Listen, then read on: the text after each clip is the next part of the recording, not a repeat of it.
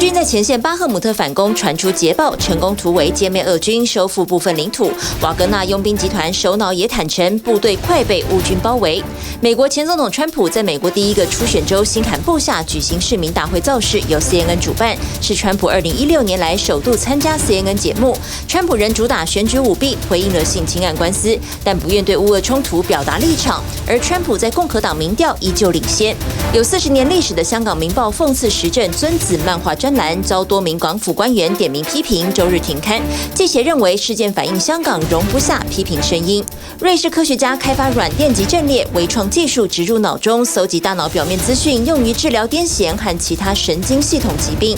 日本培养次世代正直系偶像，网络招募1000人中海选7人，目标3个月出道。生活所有一切都可以公开，走实境秀概念。观众朋友晚上欢迎一起来 Focus 全球新闻，来看的是乌军大反攻。乌俄战争已经打了超过400天，乌军在前线巴赫姆特传出捷报，他们成功逆袭，让俄罗斯的军人撤退了2公里。连瓦格纳佣兵集团都承认，事实就是如此。乌军在战备武器上又获得第一款远程导弹，是英国交付的暴风营导弹，射程超过250公里。而俄罗斯境内的反战声浪越来越高，曾经在直播时间拿字卡抗议的前俄罗斯电视台编辑讥讽普京的反对者为数众多，想拿神经毒剂诺维乔克来对付，分量可能还不够用。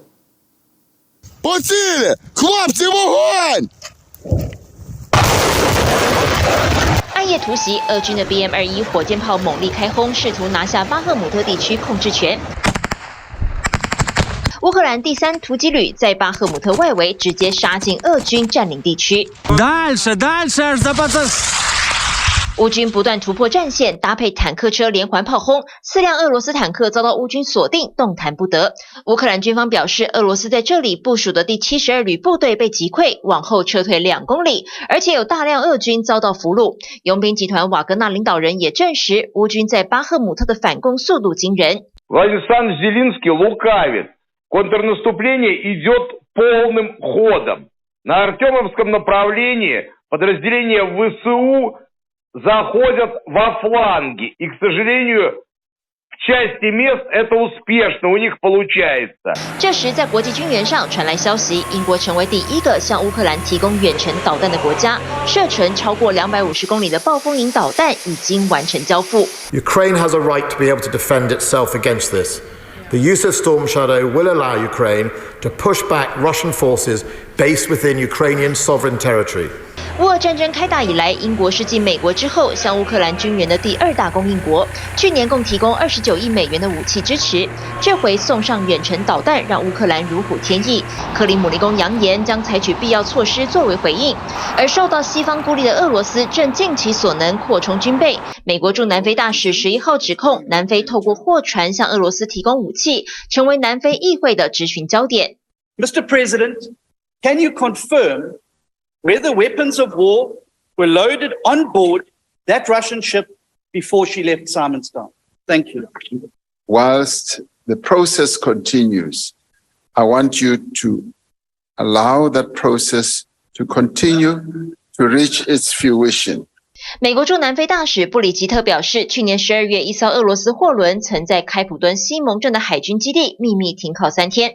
南非在乌俄战争中的立场再度受到质疑。The U.S. Has serious concerns about the docking of a sanctioned Russian cargo vessel at a South African naval port in December of last year. And as good partners do, we have raised those concerns directly with multiple South African officials.即使遭到国际制裁，乌俄战争在俄罗斯媒体上仍被宣传为解放乌克兰人民的伟大行动。克里姆林宫发言人接受当地电视台专访，声称俄军行动缓慢是为了保护乌克兰的基础设施，挽救当地人民的性命。Противника нужно отодвинуть на значительное расстояние, и поэтому операция будет еще продолжаться. Тем не менее, освобождены от неонацистов значительные территории. 口口声声称保护乌克兰基础设施，但核电站所在的扎波罗热地区11号再度遭到俄军导弹袭击，共造成8人受伤，其中3人是现场的救难人员。Стався такий бах, бах, бах, затряслися всі вікна, попадали мої цвіти. почали а потім, коротше говоря, опять снаряди пішли, попадали люстри, світ виключився і почав горіти криша.诸如此类的暴行让俄罗斯境内的反战声浪持续升高。一名60岁妇人11号在圣彼得堡法院出庭，她在去年俄罗斯总统普京生日前夕，来到普京父母的坟前放了一张字条，指责他们把儿子养成了杀人犯，还写下请把他带走，被法院判处2年缓刑。曾在直播时段持字卡抗议的前俄罗斯电视台编辑接受英国媒体专访，认为普京身边迟早会有异音，要求他停止这场战争。У Путина не хватит новичка на всех диссидентов, потому что после начала войны очень многие люди стали говорить слова против этой войны и против преступного военного режима Путина. 乌克兰东部前线城市空袭警报几乎没停过，居民想办法正常生活，但轰鸣而过的装甲车让他们回到现实。400多天的战争还没停止，而且丝毫没有结束的迹象。TVBS 新闻综合报道。接下来关注的是香港的言论空间，目前越收越紧，容不下一笔一画，而这一笔一画连用画的都不行。现在您看到的是香港已经连载40年，在香港老牌媒体《明报》上的专栏叫《尊子漫画》。这40年的时间，香港曾经在殖民时期，因此他观察港英政府，还有97主权移交之后的港府。那么这个漫画呢，等于是画出了香港政府统治的一页历史。他在政治讽刺漫画的力道呢是尖锐的针砭，但是5月14号它就要停刊了。在目前的香港，新闻机构很容易被戴上一个大帽子，叫煽动罪。漫画停刊显示，主流的报章扛不起这种风险。而这个漫画的执笔人尊子本人说，他会继续留在香港创作，就算在崎岖，他的画笔是不会停的。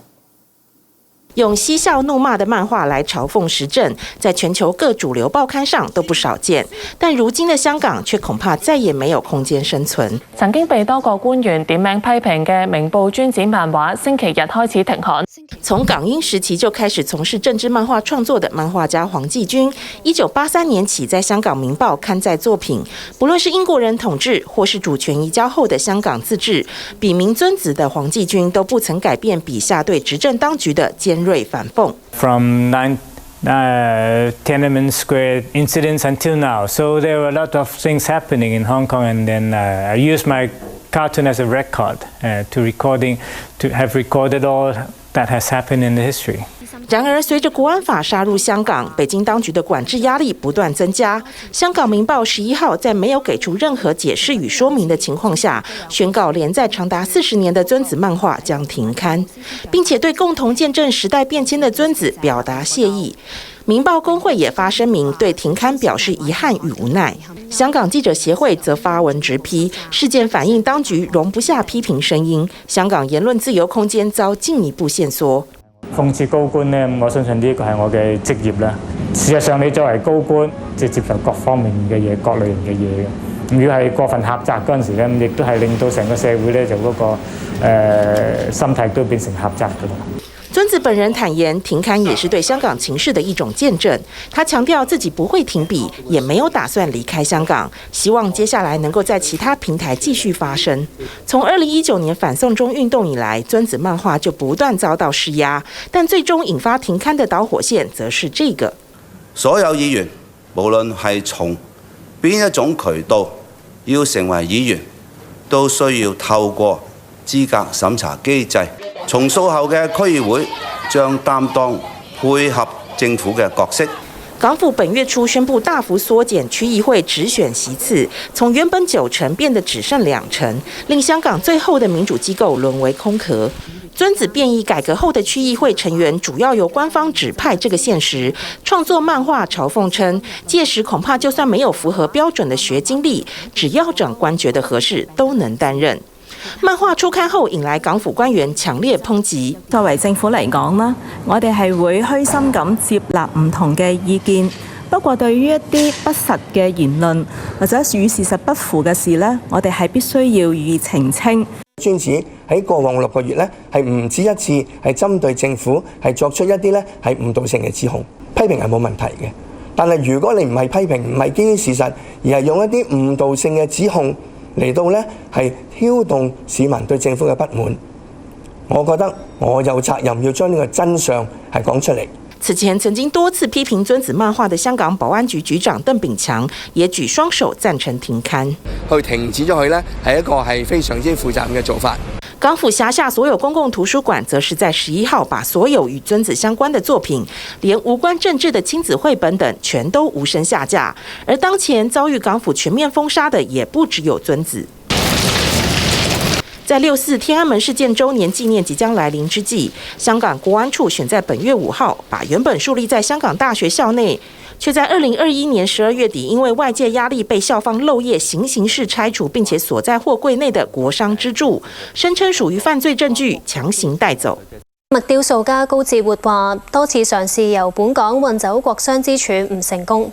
創作國殤之柱的高志活此前一直想把作品拿回丹麥，先後找了12家貨運公司，卻都因為擔心遭到北京當局報復而拒絕托運，導致作品被迫滯留香港。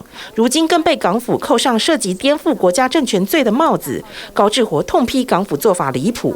美國《華爾街日報》的評論也批評港府以罪證之名沒收香港國殤之柱，缺乏正當程序。更有海外港人透過社交網站譴責當局做法侵犯藝術自由，發起網上聯署，呼籲國際社會向港府施壓，要求警方交還。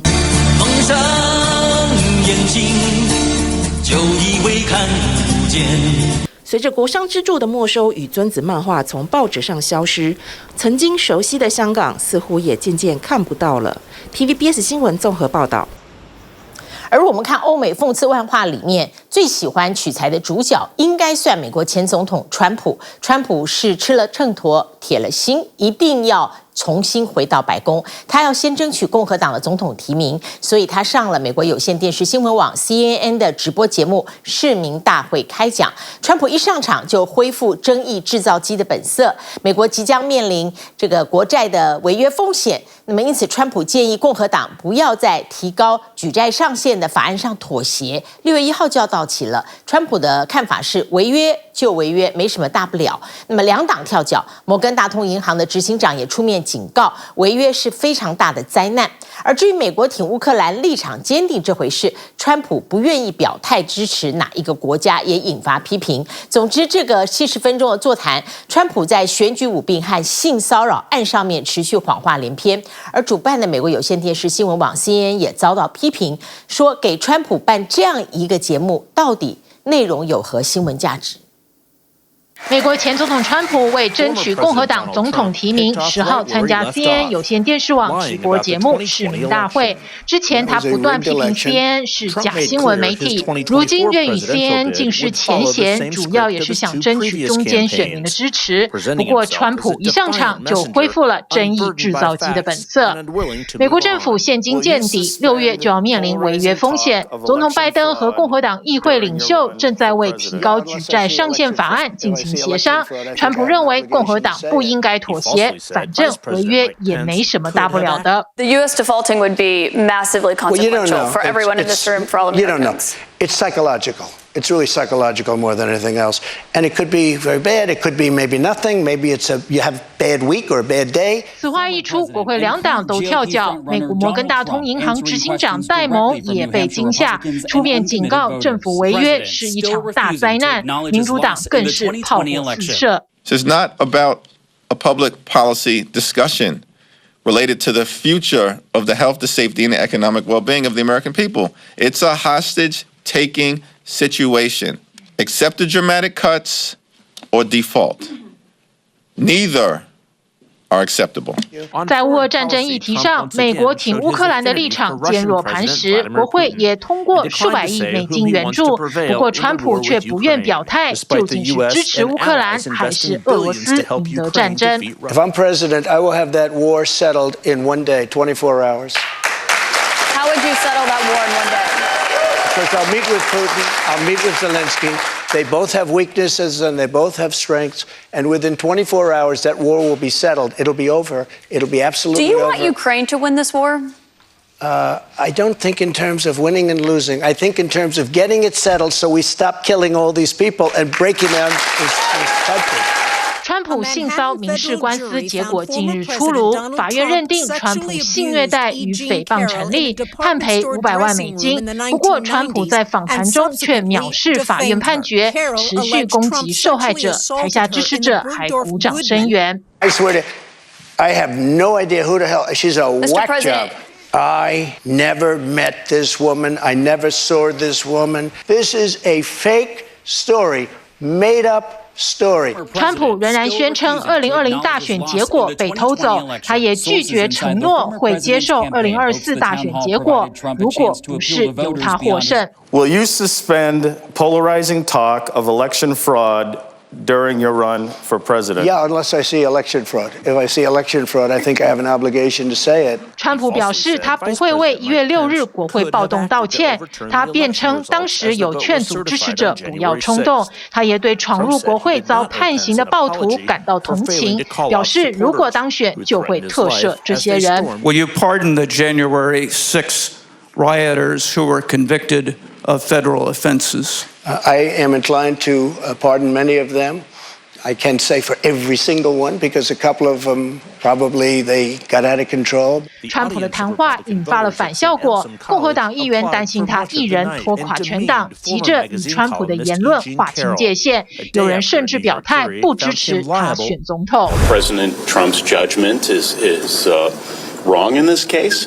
President Putin and his government have engaged in war crimes. I mean, does it worry you that your party's leading presidential candidate is advancing? Of course it does. That's why I don't intend to support him. 川普在共和党的民调依旧领先，不过党内已经有不少人想挑战川普，认为他只是在同温层中占优势，无法赢得全国大选。His message and his brand has just not been successful for the Republican Party. It drags us all down with him. So there's opportunity to change it, and I think we'll take advantage. 这场70分钟的座谈，川普就算没有加分，至少也赚到了曝光。但主办的 CNN 却被批评的体无完肤，外界质疑让川普持续散播谎言有何报道价值 ？CNN 的记者也对自家公司的决定大为不满。TVBS 新闻综合报道。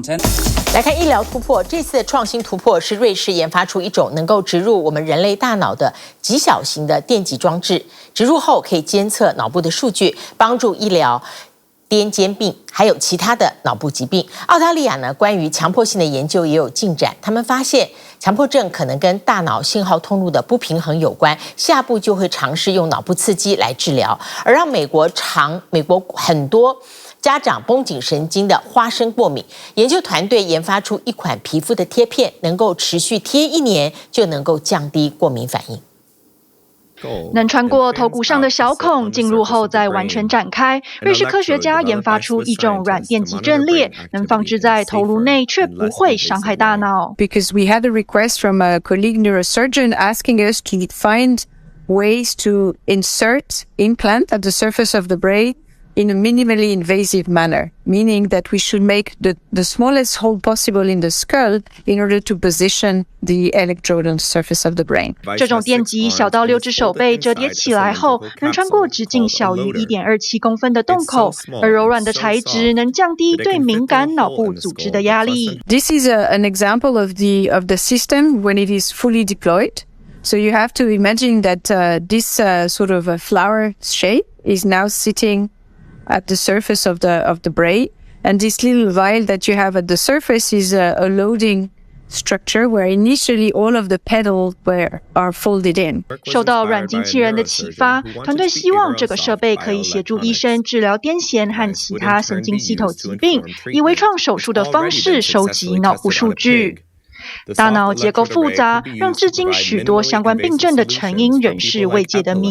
根据估计，人一生罹患强迫症的几率为2%到3%，是长期被低估的疾病。重复洗手、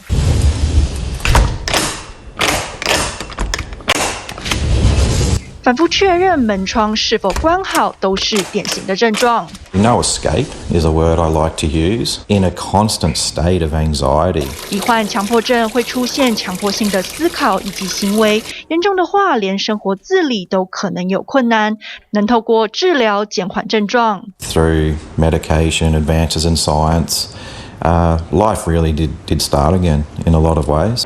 在澳洲，大约有50万人深受其扰。为了找出更有效的治疗方法，研究人员将强迫症患者的大脑和健康的人进行了比对。Our study specifically not only replicate what previous work have shown, but it also provides some insight into the mechanism that can be linked to the imbalance between these different brain regions.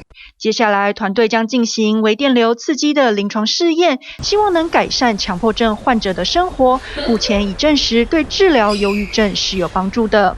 They allow us to move forward and try to develop intervention that can restore this imbalance in the brain in a targeted fashion.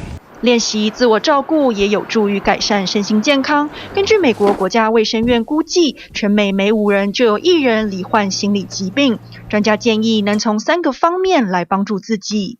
Research shows that getting regular meals that are balanced and good, and even some fun foods, enjoying those, that's really very important, as well as hydrating.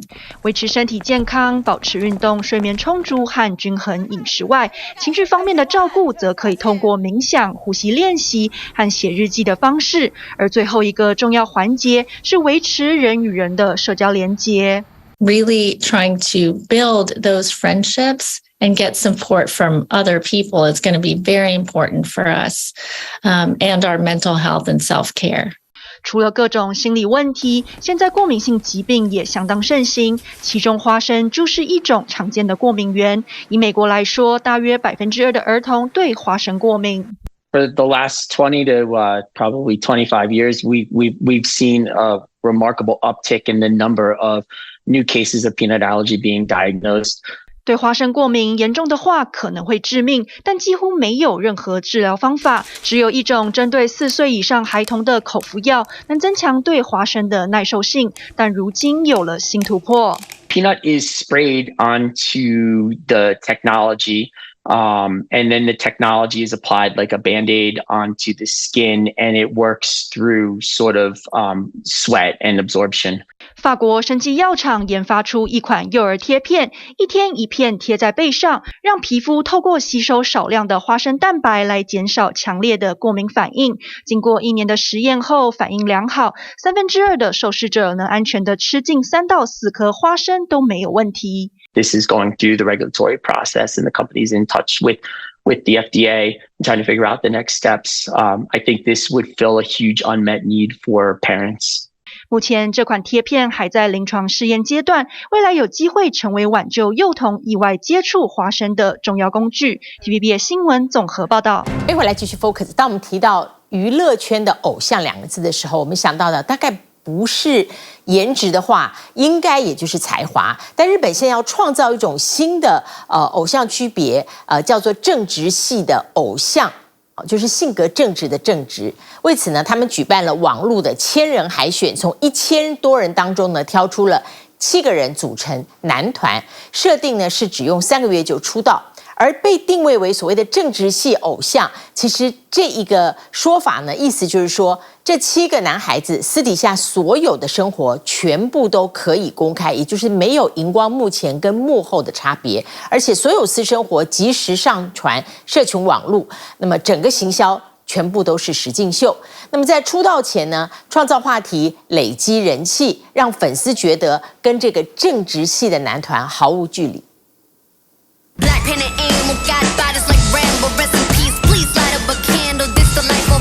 艺人明星不好当，在镁光灯下总要有最好的表现，尤其是偶像。镜头前，男要帅，女要美，有些经纪公司甚至要求不可扮丑，更严格的还有禁爱令。不过，日本现在推出一种不靠美帅形象的次世代偶像。动作整齐的卖力练习，这组7人男子团体 Zero Ten 今年3月经由网络海选，从1200多人中脱颖而出，5月正式成团，年龄从19到24岁不等。为了力拼8月出道，当中有人休学、辞职，全心全意投入。经纪公司也大玩新招，将他们定位为正直系偶像。ちの方がアイドルっぽいかなっていう感じですね。日文的正直有坦白、老实的意思。政治系偶像顾名思义就是生活一切不私藏。虽然还没出道，但经纪公司不搞神秘，团员所有私底下的一面都可以公开。どうもフェイシャルマンです。カメラに撮られるのも大丈夫なのかなとか思うんですけど、そこは割と。全然もう全てオープンで行きたいので、僕は隠すものも何もないので、あ、ここ私と一緒だとか思ってもらえたらいいなみたいな感じで。不管帅或丑，全部拍起来上传社群网。政治系偶像不讲偶包，没有所谓的镜头外，不怕你来看，只怕你不看。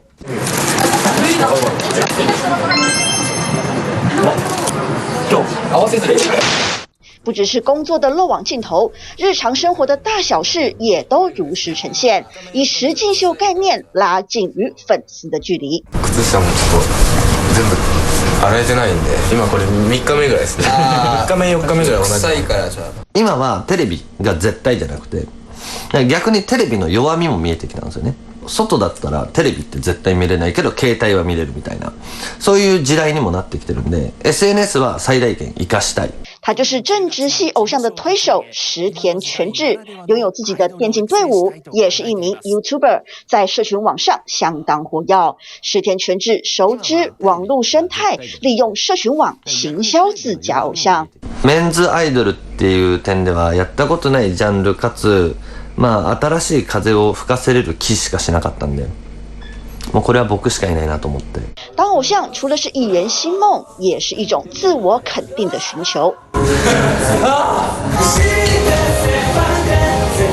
19岁的岩原贵流是团体中年纪最小，当初报名参选是因为网络上的言语霸凌。目隠すわけにどうかしら。自分の顔を撮ったりだとか、それ可愛いかっこいいで売れてる人なんかそれこそ批判されやすいので、努力してる部分を見せれないわけじゃないですか。因为对自己长相有信心，岩原贵流平时就有經營社群，上傳很多穿搭示範短片，招來酸民毒辣留言，於是決定認真踏入演藝界。アイドルっていうのは歌とダンスは練習しないとできないですし、SNS では伝えれなかった部分をアイドルでは皆様に伝えることができるのでいいのかなと思います。透过镜头让外界看见自己不只有颜值，更充满毅力，与团员一同奋斗，努力成为正直系偶像男团。TVB 新闻综合报道。不过，在这个全球相对都比较节衣缩食的时代，娱乐经济呢也并不容易。美国通膨虽然已经连续10个月放缓，但是美国的劳工无感。全美编剧大罢工已经进入第9天，演员工会都加入力挺。那么，或许是从事创意工作，编剧的罢工行动就在万人集结的时候，不妨当场办起交友配对。那么，主要经济体当中，通膨率最高的还是英国。周四，英央宣布再升息1码，是连续第12度升息。英国的食品价格持续飙涨。英央的行长表示呢，已经准备好会跟通膨对抗到底，显然还会有继续的升息动作。为对抗还在双位数的通膨，英国央行宣布再升息1码。Today we've increased bank rate by 0.25 percentage points to 4.5%. 尽管已经是连续第12度升息，英国央行行长贝利仍紧缩着眉头表示，这场与通膨的抗争还不能停。Low and stable inflation is the foundation of a healthy economy. And we have to stay the course to make sure inflation falls all the way back to the 2% target. 薪资成长依旧强劲，加上食品价格持续飙涨，让英国央行认为通膨放缓的速度会比原先预期的来得慢。Food inflation has been particularly high, reaching 19.1%. This is not just happening here in the UK.Food inflation rates are similar across Europe. 好消息是，先前认为会发生的经济衰退，今年将不会上演。So today we are forecasting modest but positive growth and a much smaller increase in unemployment. 相较之下，通膨较为缓和的美国，劳工似乎还无感。全美美编剧工会11000多人的大罢工已经进入第9天，就连演员工会的总裁也到场，现身派拉蒙影业外的纠察队伍中，展现团结一致。It's a concern to everyone, and everybody is supportive. We have to stick together. I hope that it ends quickly.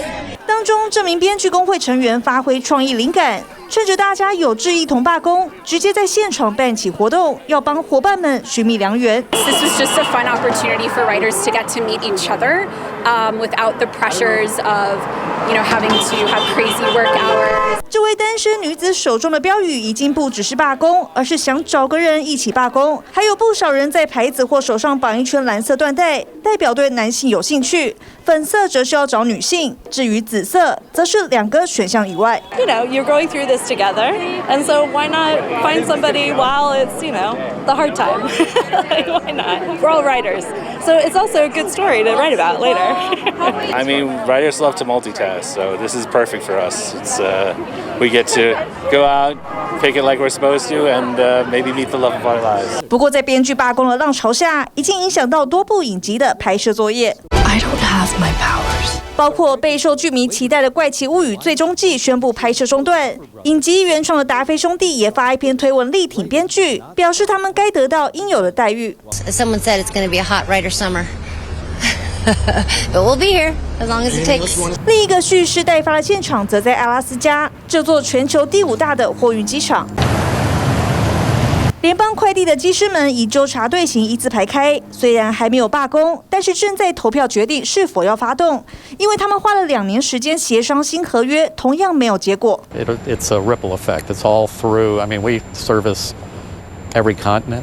前一天，美国商务部才公布最新通膨报告。4月的消费者物价 CPI 年增 4.9%， 略低于市场预期的 5%， 也是连续第10个月放缓，让投资人燃起希望联准会暂停升息的几率更大。不过专家这么看 They have a mandate, and the mandate is they want to be around 2%. Right now, we're just below 5%, but we still have a ways to go. 但就连强劲的就业市场也出现降温征兆。上周全美初领失业金人数攀升到26万4千人，不但比市场预期多出1万人，更飙上近2年来的高点。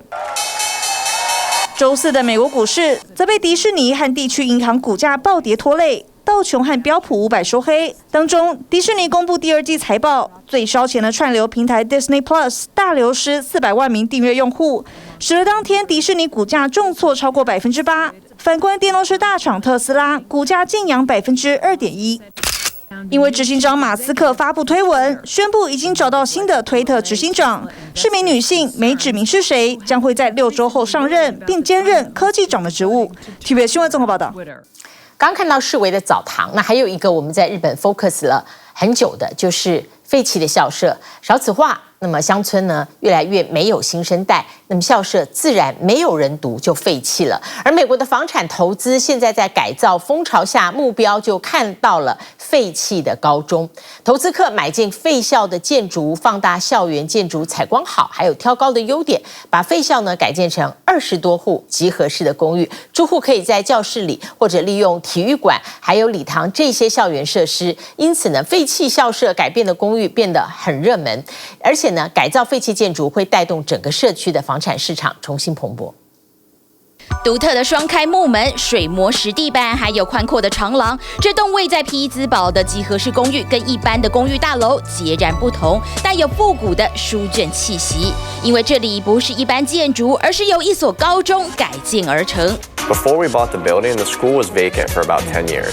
The main things were to keep the historical significance of the exterior of the building and the hallways of the building. 由开发商、中介商还有投资客3人组成的房产改造小组，在2019年用10万美元的超便宜价格买下这栋废弃的高中建筑，最后决定开发成27户的公寓住宅，并且保留很多校园的特色。Probably the most dramatic feature of Bow Tie High. This is the original auditorium. We restored this space pretty much from ruin. All of the plaster was failing, and we rebuilt that, kept all of the original flooring in the space. Everything's been professionally furnished. This old bookshelf came from the space, and we were able to incorporate that back into the auditorium. 礼堂变成雅致的公共空间，以往学生上体育课的地方，现在也是住户挥洒汗水的好去处。Here's the gymnasium. On this side, we did free weights and cardio equipment. We decided to put up this scrim netting to kind of make the space not so large. There was bleachers on the left and bleachers on the right that we converted to storage units. And we wanted to leave the original basketball court here. Tenants are allowed to come, use this and shoot. 一共砸下330万美元，花了1年半的时间才改建完成。虽然费用让3人小组吓了一跳，但成果也让人很惊艳。As you know, this was a classroom before, so we were able to keep the original chalkboard. I think it's a cool element of the building. We got super tall ceilings, probably 12-foot ceilings, and massive windows as well. And this is the full bath here. A couple design choices. We went with a circle mirror, 1-bar lighting, and the hexagon tile. And entering into the bedroom here, as soon as you come in, you're going to see a ton of natural light. We have windows on almost every side of the room. We have a bunch of closet space. 教室的明亮采光，还有挑高的天花板，都成为公寓建筑的一大特色。1房2厅的房型，租金是1个月1400美元，很快就成为最热门的出租公寓。就在这所高校改装完成之后，他们又看上对面另外一所废弃学校。The Schwab School has been a much more challenging project than Bowtie High was. When we bought it, it was in much worse condition. When Schwab is complete, it'll be 33 apartments. Some of the amenities there will be in-unit washer dryers, indoor parking, there'll be a rooftop deck, and a common lounge on the lower level. 比起对面高校的方正大气，这所学校显得经典雅致。房产开发商有意要打造成带点欧式风格的公寓，预计今年7月就会完成改装。Welcome to our next project. This is the Schwab School. You'll see this amazing staircase. We're actually going to do a 5-tier chandelier here. Beautiful, gigantic windows with natural light. 同样是尽可能保留原本的建筑，这一次改造还要更发挥校园的特色。So we're here on the second floor of the Schwab School. We've got about 7 units per floor in this building. We've kept the original classrooms as 1 unit per classroom. We've got all the original doors throughout here, and this is the original hallway with the archways. 小组成员就是住在附近的居民，瞄准废弃学校而不是市区的热门建筑，就是希望能跟社区共生，藉由改造活络当地的房产市场，创造双赢的局面。TVB 新闻综合报道。好，接下来回到中国大陆，关注有一个词叫小镇青年，意思就是中国年轻人工作难找，因此放弃伟大的职业梦想。他们做的很多工作是外送员、摆地摊、清洁人员等等。如果有人比较幸运进入上市公司，但是很多人工时21小时，最后还是选择离开。